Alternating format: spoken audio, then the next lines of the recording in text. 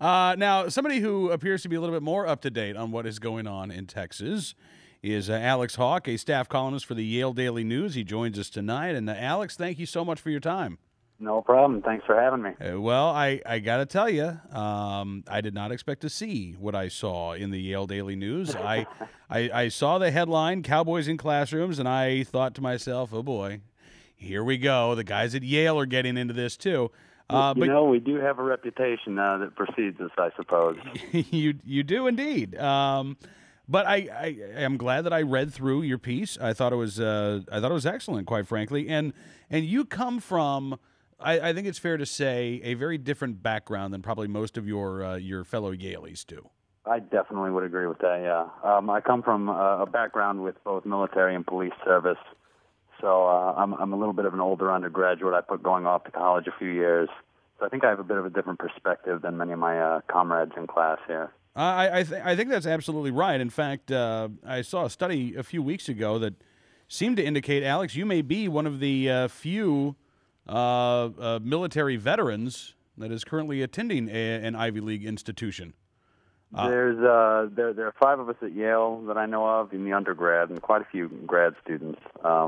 Columbia's got a good program that caters to veterans, but we're definitely in the minority.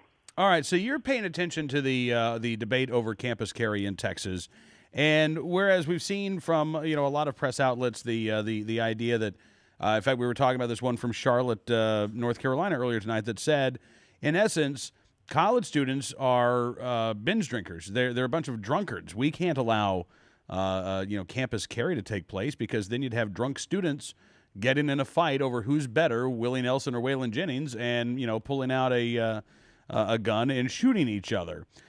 There have been so many fantastical arguments against this measure, ranging from the University of Texas president have made a similar comment about the students in dorms drinking with guns. And then there have been comments made about the students pulling guns on professors over grades or things of that nature. And I mean, what they're failing to do is they're failing to realize that the people that go through the process to get the carry permit, to go through the training to get the carry permit, are not the type of people that are going to just off a whim pull the gun on somebody and ruin their lives. Because the bottom line is, a criminal move, a criminal action is still a criminal action, with or without a firearm.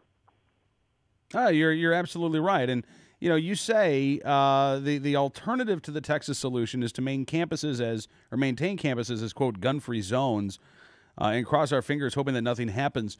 Do you really, Alex, I'm curious, are there a lot of students that that really believe that a sign or a policy that says you don't bring a gun on campus is going to stop somebody with evil intent?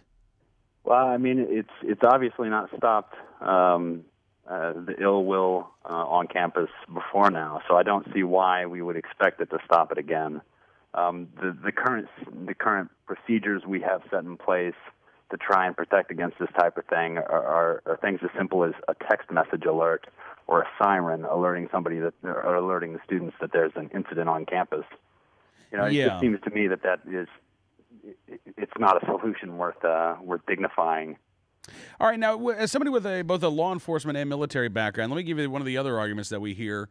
Even if we allowed campus carry, and let's say that you had a Virginia Tech type incident, right, what would happen is that the police responding to the scene wouldn't know who the good guy was and who the bad guy was, and in fact, the armed citizen could end up getting hurt or perhaps causing a delay for a law enforcement to deal with the bad guy. Well, no, that's a legitimate concern that I could see. It's something that police officers deal with on the street all the time with uniformed officers approaching off-duty officers. While I was on the department with the NYPD, we had an incident where a uniformed officer accidentally shot a misidentified plainclothes officer, an off-duty officer. So I can understand that concern, but at the same time, the response time to get a sufficient amount of officers and locate the shooter on a campus, by the time that would happen, if concealed carry was allowed and you had somebody that responded immediately to the situation would be over with by the time the police arrived. Or it's obvious that somebody, from my experience, somebody with a carry permit is going to follow the uniformed officer's commands. Mm-hmm. It's not like the police will roll up and just start immediately shooting anyone they see. Right. Give orders first. If the person with the firearm is non-compliant, then they may have to take action. But yeah, and you mentioned something in your piece that I think is very important. You say, coming from the New York Police Department and a tour in Iraq, I have firsthand experience when I say nobody wants to be a hero. Now, this was in response to a statement by Colin Goddard, who was at Virginia Tech, now works for the Brady campaign, and said, quote, people tell me that if they had been there, they would have shot that guy. That offends me. People want to be the hero. I understand that. They play video games and they think that they understand the reality. It's nothing like that. But as you point out, nobody, whether you are a right to carry holder, whether you are a law enforcement officer or a soldier, nobody wakes up in the morning and thinks, man, I really hope I get to use my gun today. Right, and obviously, Mr. Goddard has been through a horrific incident, and I can understand why he's so passionate about this issue.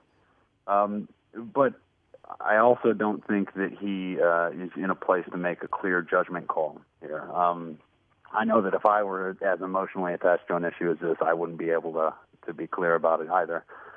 And I think the main thing here is that the people he's talking about in this comment that play video games and say, oh, I would have shot him, these are not the same people that I'm talking about when I'm saying that we have people with experience with firearms on campus already, a carry permit, a licensed holder, would not be walking around campus playing cowboy, playing hero. It would just be a resource available if or in the case of an emergency. Now, granted, I realize we're talking about a hypothetical that not likely to happen while you're on campus there at Yale, but if Yale allowed for campus carry, would you take advantage of that?